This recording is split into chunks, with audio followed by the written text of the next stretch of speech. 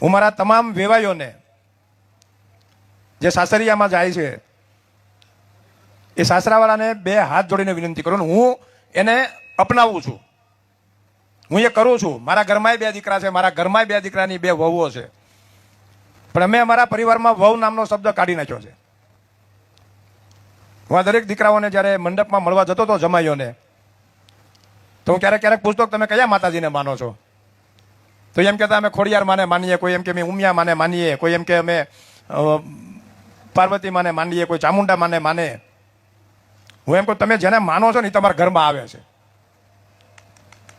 આ તમે જેને માનો છો ને એ જ તમારા ઘરમાં આવે છે. કદાચ મૂર્તિ ખોડિયાર માની કે ઉમિયા માની કે ચામુંડા માની કે અંબિકા માની તમે એ મૂર્તિની પૂજા નહીં કરો ને તો હાલશે, પણ તમારા ઘરમાં જે આવનાર દીકરી છે ને એની પૂજા એટલા માટે કરવાની, એ દીકરી એના બાપનું ગોત્ર છોડીને,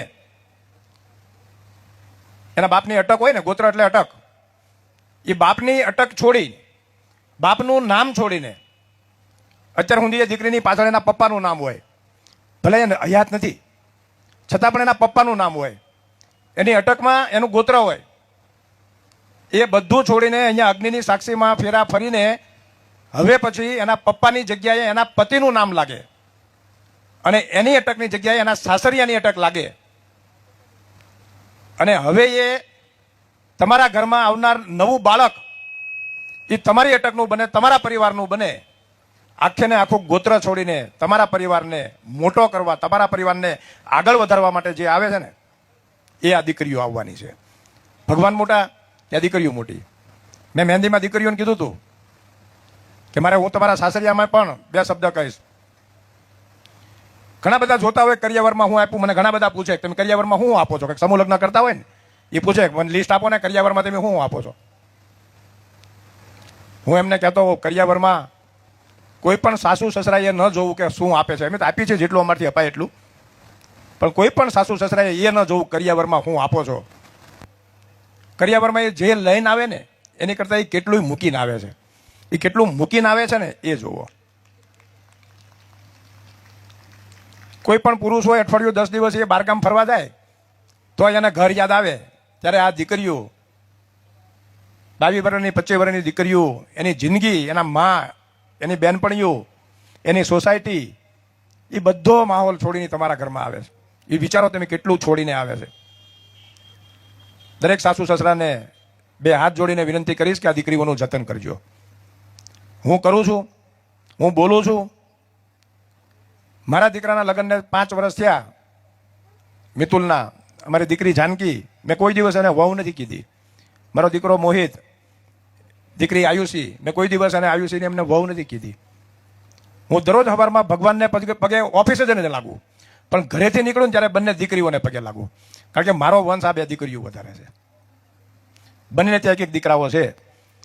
સવાણી પરિવારના ચોથી પેઢી, બાપુજી પછી અમે, અમારી પછી મિતુલ અને મોહિત, મોનુ, સ્નેહ, એ બધા, અને એની પછી વિયાન અને માહિર, ચોથી પેઢી.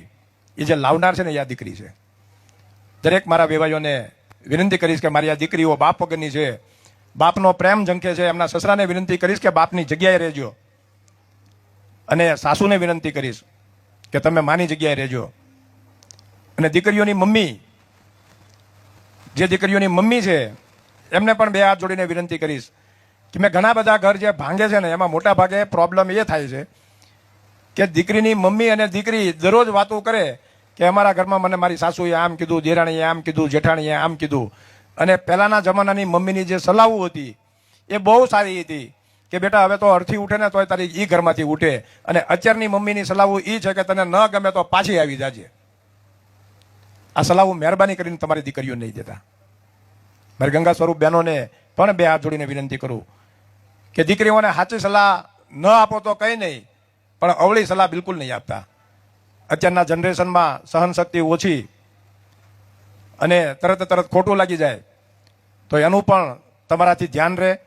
આ દીકરા દીકરીઓ હજી પ્રભુતામાં પગલાં માંડે છે, સમજણ ઓછી હોય, જવાબદારી ઓછી હોય, જ્યાં શીખવાડવું પડે ત્યાં શીખવાડજો એવી હું આશા રાખું છું.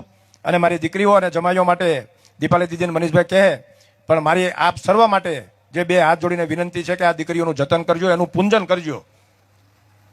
એનું પૂંજન કરશો ને તો એ બહુ પૂન મળશે એવું મારું માનવું છે. જય રામાપીર.